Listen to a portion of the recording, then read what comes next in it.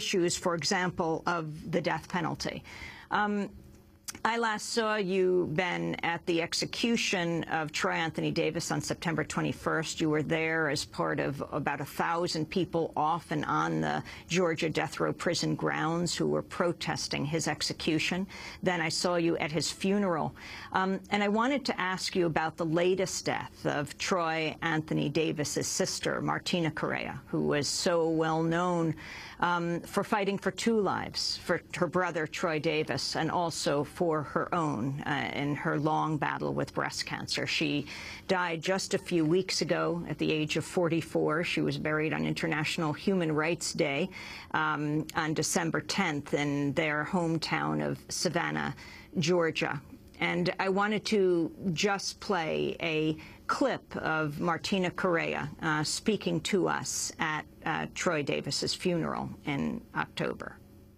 I know my brother's happy because he's laying the rest of my mother, and they're probably looking down on us, asking us what our next move is, but I think he already knows because this weekend has been such a powerful weekend and see so many people come together and want to stand and fight and want to change the laws. And we're going to go to the Georgia State Capitol and we're going to start working on that gold dome, and they're going to have to listen to us because we're their constituents and we voted them in and we can vote them out.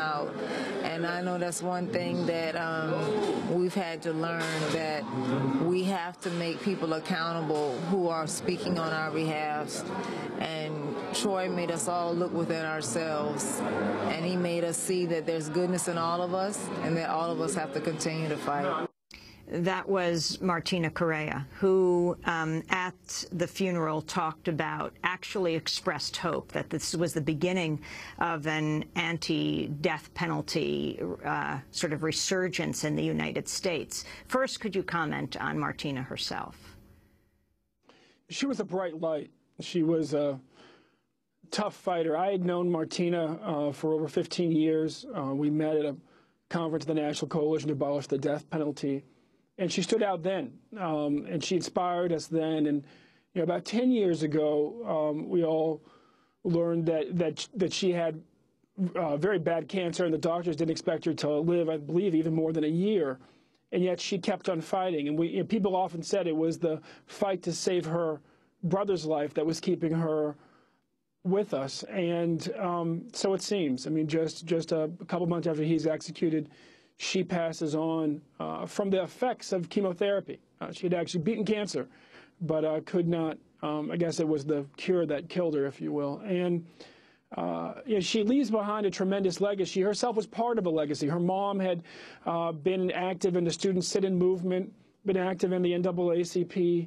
Martina really had inspired activists around the country, including young activists, as she did me. I was just a few years younger than her, but when I met her in my early 20s. And she leaves a son, Dejan, who himself is a powerful activist, and I think will do a lot to extend his mother's legacy, as well as her sisters who have taken up the mantle. And all of us, both deeply saddened by her passing, Troy's passing, the passing of their mother, Virginia, earlier this year, but also deeply committed to finishing the work of abolishing the death penalty in this country. The hashtag that NAACP started, Too Much Doubt, now the #2 hashtag in the whole topic for 2011 on Twitter.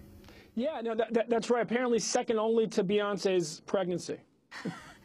And also North Carolina. That says a bit about the power of Martina, that she could, from Savannah, from a working-class family, really be the spark for a campaign that could actually get the country to focus on a serious issue almost as much as they focused on Beyonce's pregnancy. Ben Jealous, I'd like to